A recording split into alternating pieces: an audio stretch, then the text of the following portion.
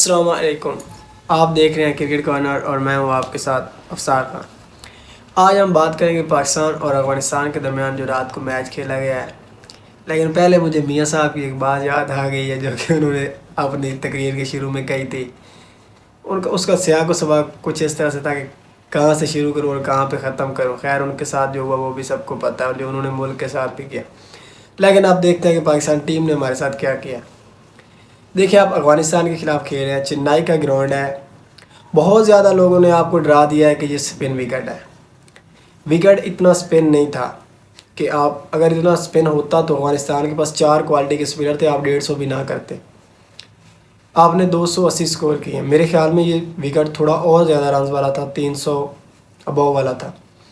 मसला क्या बना है कि आप डरे हुए थे कि यार ये स्पिन विकेट है, हमने राशिद को विकेट नहीं देनी, नबी को नहीं देनी, मुजीब को नहीं देनी। लेकिन दरमियान में वो लड़का आया और उसने 3 विकेटें ले ली। अगर उसका पहले नूर अहमद का देखें तो 3 मैचेस में उसकी 2 विकेट्स थी, 71 की एवरेज। आपने उसे विशीनवान बना दिया और अपनी 3 क्रूशल विकेट आपने उसे थमा दी। डरे हुए थे आप बहुत ज़्यादा बैटिंग में, जो सीधी सी बात है। बहुत ज़्यादा डॉट बॉल आपने खेली। अच्छा पावर प्ले आपका चला गया था, 2 छक्के भी आपने लगा लिए, वो भी रिकॉर्ड तोड़ लिया। फिर उसके बाद आपने जो है ना एग्रेसिव क्रिकेट नहीं खेली किसी भी तरह से। आप बस यही कोशिश करते रहे कि हम किसी तरह से इनसे बचें, इनसे आउट ना हो। देखिए, अगर आपने जीतना है, बड़ी टीम बनना है, तो फिर आपको रिस्क लेने पड़ते हैं। आपको राशिद को भी अटैक करना पड़ता है, नबी को भी अटैक करना पड़ता है, और इतना मुश्किल नहीं है। एवरेज स्कोर उनको लगते हैं। क्या मसला था, आप एक सिंगल लेते हैं, फिर 3 डॉट्स करते हैं, फिर एक चौका मारते हैं, फिर 3 डॉट्स करते हैं।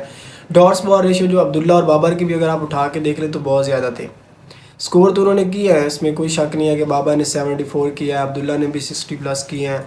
स्कोर आप करते हैं, लेकिन आप जो डॉट बॉल रेशियो होती है आपकी वो बहुत ज़्यादा होती है। मीन कि आप सेल्फिश इनिंग खेलते हैं, जो सीधी सी बात है कि अपनी प्लेस जो है वो पक्की करो, टीम को आप पीछे रखो।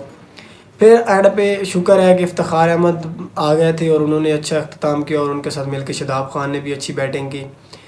अगेन फिर आप बॉलिंग की तरफ आते हैं और आपकी जो बॉलिंग है वो ऊपर से अच्छी नहीं हो रही बिल्कुल ही। आप पूरा टूर्नामेंट देख लें, आपने पहले 20 ओवर में शायद कोई एक आधा बैट्समैन ही आउट किया हो। शहीन भी ऊपर से उस तरह से नहीं करते, और बाकी बॉलर्स भी जो हैं वो ऊपर से आपको विकेटें लेके नहीं देते, जो कि पहले आप लेते थे। आप अगर वर्ल्ड कप में जा रहे थे तो आप वर्ल्ड बेस्ट अटैक थे, लेकिन उससे थोड़ा दिन पहले एशिया कप हुआ, वहीं पे आप एक्सपोज हो गए, और उसके बाद आप इंतहाई बुरी तरह हर मैच में एक्सपोज होते आ रहे हैं। शहीन भी एक्सपोज ही हो रहा है। कोई इतनी खास एक अच्छी थी उनकी ऑस्ट्रेलिया के खिलाफ, लेकिन तब मैच आपके हाथ से निकल गया था।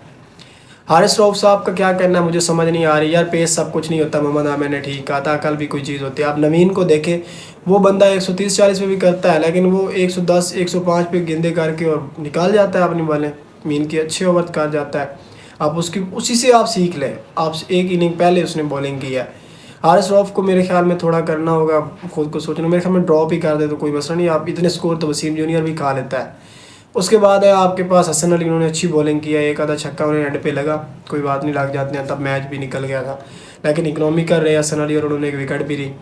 आपके अब जो स्पिनर हैं, क्या उनको कहें जी, हसन और शदाब और उसामा।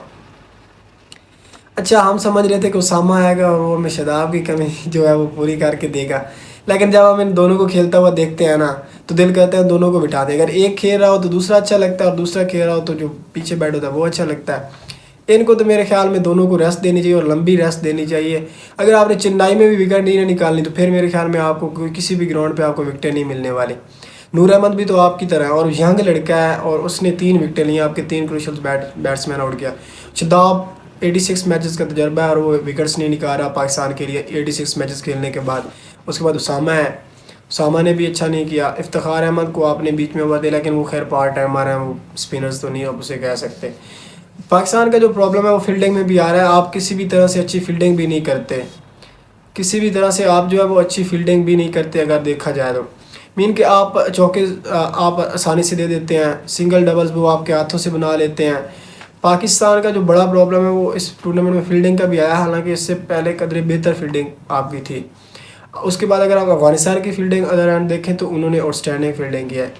अब आखिर में मैं अफ़गानिस्तान की बात करूँगा। They played brilliant.